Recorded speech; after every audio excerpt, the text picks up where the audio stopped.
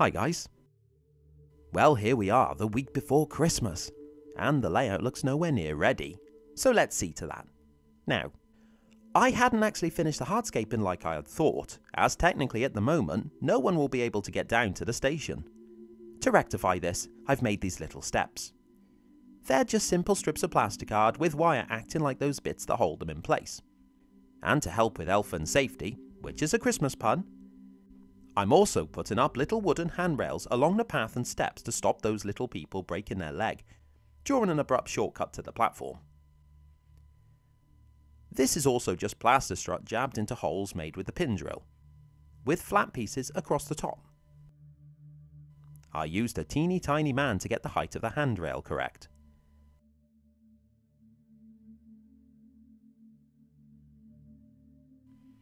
I then sprayed it all with a coat of primer in preparation for painting. Have a guess what colour I'll use.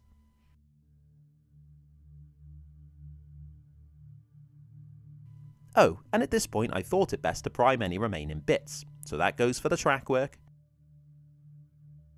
and the little benches that came with the MS model station building.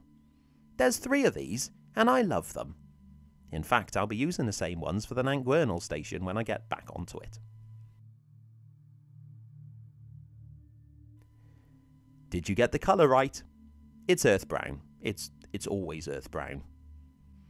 I'm sure you'll be shouting what colour I'll be dry brushing it with next. The airbrush is really the only way to do a job like this. I'm really short on time doing this video, and to do a good job at hand brushing all the paintwork would take hours. It's also such a nice smooth finish. The detail is nice and crisp, not gummed up with pooling paint, like it most likely would if I did it with a brush. And then I went over the track. I'll do this from both the front and the back to get even coverage. The benches are another good example of why the airbrush is superior. Though, to be fair, when the snow's down, you'll probably not see much of that paintwork anyway, but still, it's nice for now. I had some paint left in the cup on the airbrush, so I thought I'd go over the ground. I usually paint it all black and build up from there, but again, since it'll be covered in snow, I didn't really see the point of spending hours making a pretty base for this. With the earth brown now dry, I'll move on to weathering it a bit. The only thing I really want to do here is a quick dry brush with light antique white. Like the main painting stage, this needs to be done from both sides to ensure you're hitting the full sleeper. This really brings out the wood texture detail in the mouldings.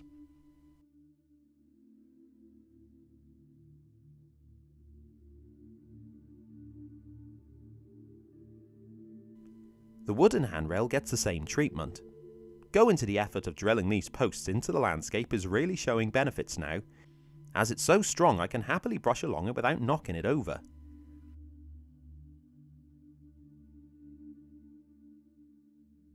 The benches are next, and again you can see all that lovely printed detail now the white's going on. The paint layers are super thin thanks to both the airbrush and the acrylic paint.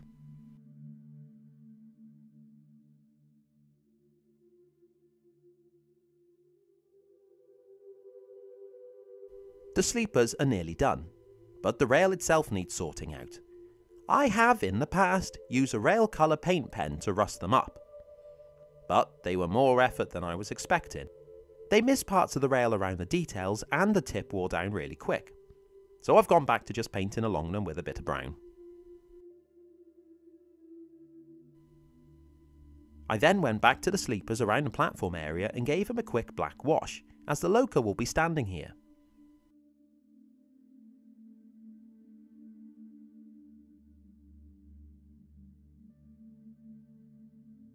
Before I can get any scenic products down, I first need to secure the buildings in place, and this was done with a few drops of superglue around the base of the structures.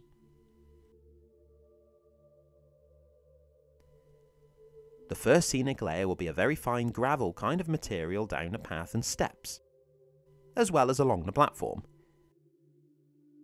Gravel always looks a bit too large in 4mm scale, so I'm using grey tiling grout. Because it's so fine, it can be really fiddly to work with. Definitely do not sneeze on it. The best way to fix this in place is to mist it with water out of a spray bottle, and I found that spraying it with IPA before the water will break the surface tension, which will give minimal disturbance to the grout. Other buildings can now be glued down as well. I've put the houses on an angle intentionally to break up that rigid feel that thin layouts can get. You tend to place things parallel to the board when it's so shallow to get maximum detail on the scene, but it doesn't help with the realism doing so. Moving down the layout, and I decided that the brick wall should be fixed at the same angle as the house. I guess if you built the wall you would probably want to match the house. Well, I would anyway. Well, I have, here. The final building can now go on. With the structures all in place, I can now go back in with a tile grout to start to form a path. Honestly, I didn't really know where I was going with this part of the layout, and the railway acts like a tramway here, so I didn't think it would be a bad thing to part sink the track into the path. We will see. Now, since the last video, the resin water failed on me. It began to crack in a number of places. Now, technically, I'm planning on a frozen top, so the reflection isn't actually that important. I decided to give it a go sanding it back, to at least smooth the top off. This seemed to be going in the right direction, until it didn't. It continued to blister and crack, so I peeled it off and started again. To be fair, I wasn't really happy with the colour of the first attempt. It was too greeny brown, and I wanted a cold dark water. So a base of black went on first. I added a few drops of dark blue and green into the mix to soften the black a bit, and I left it to dry.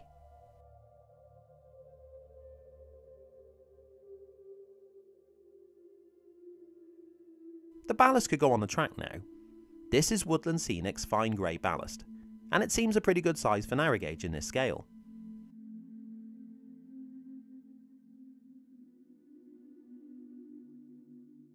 Before gluing it in place, I'm going to bang the tops of the rails a few times with my paintbrush. The vibrations from this bang knock the rogue ballast bits from the sleeper tops back to where they should be. This really saves time removing all the individual ones. This can then be secured with ballast bond. I'm pretty sure that I would have sprayed IPA first. I think going forward, just assume I spray IPA before applying glue to any product like ballast. A few weeks back I picked up a product by MIG called Wet Mud. This is a runny product and acts like an enamel from what I can work out. I decided to coat the path with it. What it did on the steps was soak into the grout, which not only set it hard, which I like, but it also pooled in the dips like little puddles, which I also like. Honestly, the product didn't act like I was expecting, but I was happy with the finish when it dried. Now I know I keep saying you won't see much of it under the snow, but I wanted to add a bit of weather into the track bed, and this came in the form of a few random drops of black wash, which I'll blend in with a wet paintbrush. Onto the actual scenics. Again, I didn't really know what look I wanted from the greenery on this layout, so I started with a full covering of static grass. These were short grass fibres, about 4mm I think, and a few colours blended together. My applicator is still broken as well, which doesn't help, so I'm using it to almost just get a full coverage, not focusing on them actually being static. Working my way down the layout, I also wanted to put a bit of grass growing along the edge of the buildings and wall. This proved more difficult than I was expecting, and the grass hit everything in a 5-mile range, except for where I put the glue. So I just blew the fibres towards the glue. This worked a bit, though it definitely thickened up my eyebrows a tad in the process. The last area to look at was the riverbank.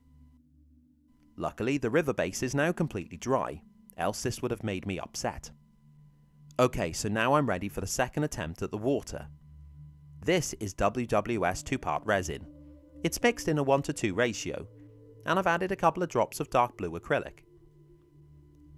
You need to make sure that it is thoroughly mixed before pouring, or you may get spots that will never dry. I pour this down a paintbrush to reduce the risk of bubbles. Honestly, I don't think I got a single bubble with this method, so it's well worth trying. I only need a thin layer of the resin, seeing as you'll have a job looking through the frost layer to judge the depth. It's more about the ultra level surface it'll give. I covered it up and left it to cure for 2 days. Coming back, I can remove the 2 plastic art dams that I made at the ends before pouring. Yeah, I'm chuffed with that. On to the smaller details now, and I'm using rubberized horsehair to make the little knee-high hedges around the garden. This can be attached with PVA, which obviously needs time to set, but it's plenty strong enough for the job. Scenic wool, or whatever it was called, go check my chorus tree making videos if you're interested in what this actually is, I can't remember now, is then applied in little bushes and the like.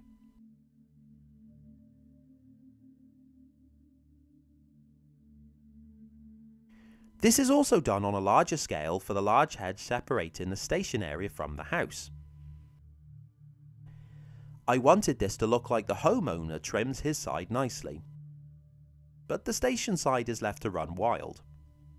The scenic wool is built up at an angle towards the top of the hedge from this side. Green stuff willed micro leaves now come into play. And yes, I know it's a winter scene, so you're probably wondering why I'm doing it with green leaves. Bear with me. So, the shrubbery and weed areas are coated with a scenic glue and the leaves are sprinkled on.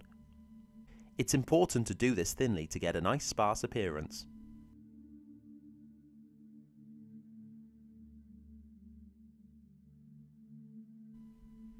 This method is carried on along the rest of the layout.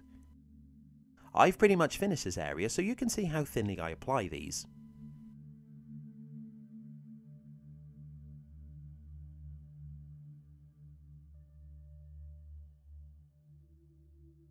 While the scenic glue sets, I'm gluing down the benches onto the platform. Since I've got 3, I wanted to pop them around where I think I'd like to sit. That makes sense.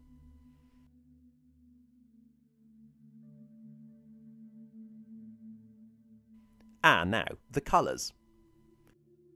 My plan is to use the airbrush to tone down the colours a little bit to make it more bleak and wintry. This came in the form of a dark oak brown. The leaves gave a nice texture variation to the otherwise very boring just scenic wool.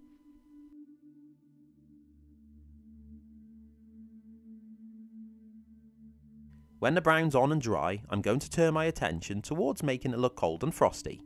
And before I go in with the fancy new Snow Scenic products, I thought it might work spraying the scenery with a coat of white primer. Now I actually think this looked pretty good, and it lets you control the level of white. I followed this technique onto the water. I haven't really seen frozen water modelled before, so I was winging it a bit here. It doesn't look great, but hopefully it'll get better with the aid of the products. You can see how much of a difference this is doing here, and how the scenery painted brown underneath really starts to get a bleak look below the white. This technique worked particularly well on the track. It's the way it hit the sleepers making them stand out, and how the ballast just adds the tops white really looks nice. I'll use this in the future, I think. That's the white layer down, and personally I think I could almost call it a day there, as my attention's just for a light frosting, not complete snowstorm. But I have these products, so I'll over-egg it a bit.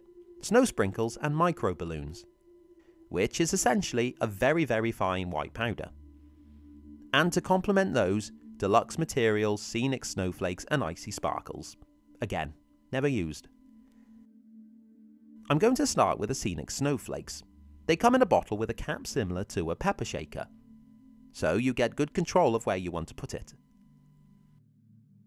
The particles are quite large, so I think I'll try and keep it light with how much I'm using. You can see how it holds onto slanted surfaces like the roof really well. Not sure at this point how I'll actually seal them on. In theory, you're meant to apply a scenic glue first and then sprinkle them on, but I can't do that with the whole of the diorama, so I'm working the other way around.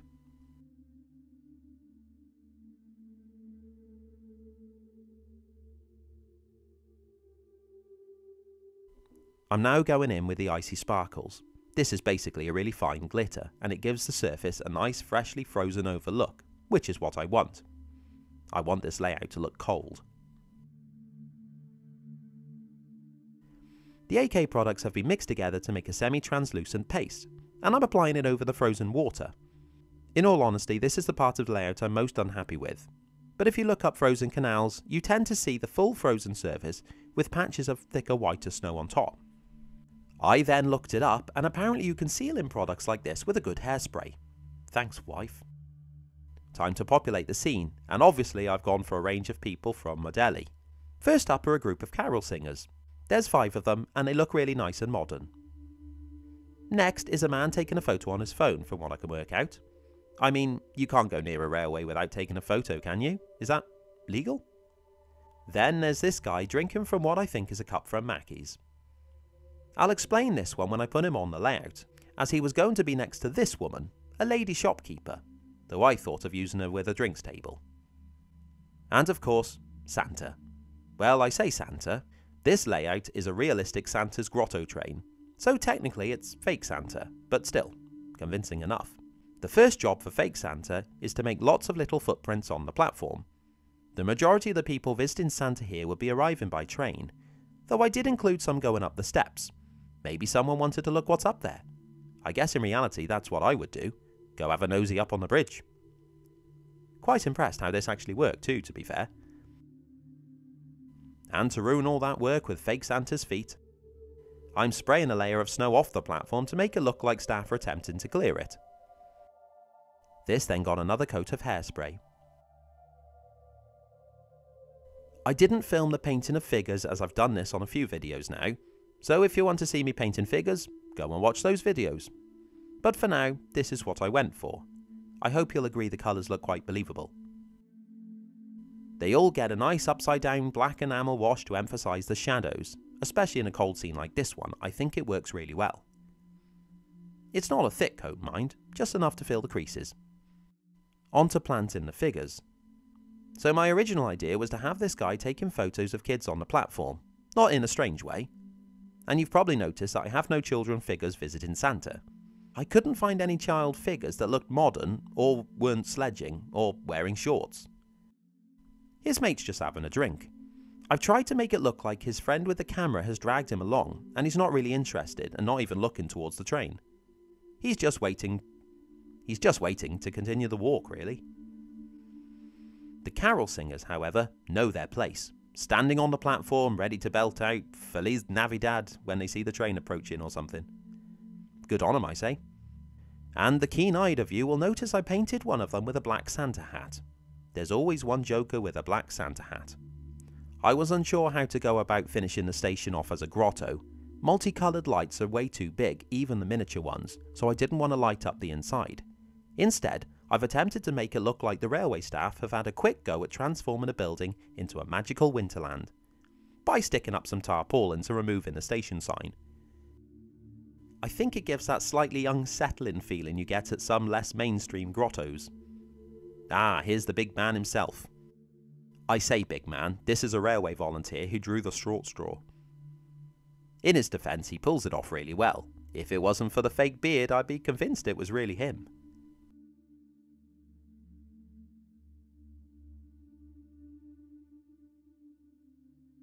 So I ran out of time to make the drinks table.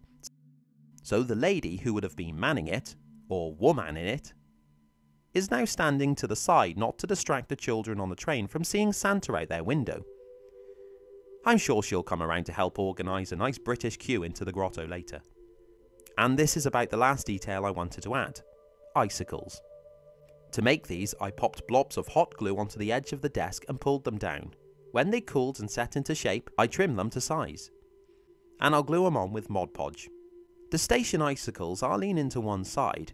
I fixed that by constantly pushing up straight as the Mod Podge set. Yeah, actually they look pretty good. I didn't want to overdo it with the icicles, so I just gave a few to give the feel. So the final job this week is to clean off the track and check it all runs, which it didn't. So more cleaning and removal of snowflakes, and it sprung to life. The back scene came with this month's Railway Modeller, which has my chorus layout in if you haven't seen it. The photo on the back scene is actually looking out towards Snowdonia from Porthmadog from what I can work out. Whilst it isn't a winter scene, it has a classic grey day, so with the back scene pulled down a bit you get a nice grey sky, which sets the scene well. So how do I feel about how the layouts come out? Good question. Not that you asked, but I've got time to kill as you watch some nice footage of the layout. As a whole, I think it came out pretty good. As I said, this is my first go at a winter scene. I've never used snow products, I've never done frozen water, I've never made icicles, and I've never used a shuttle unit. Watching this footage back, I think it does capture the reality of winter in the UK. It has snowed, but if you'd make a snowman, you'd have bits of gravel and leaves in it. Oh, by the way, the grotto tarpaulins were made from tinfoil, which was primed and coated with a black wash, which, by miracle, made them look like knackered old sheets that have been thrown up quickly. I'm going to do a question and answer session for you guys, so if you've got anything you'd like to ask me, leave it as a comment below and I'll try to get through them. Might be nice. Might learn something. Have a nice Christmas, and thanks for watching. Cheers.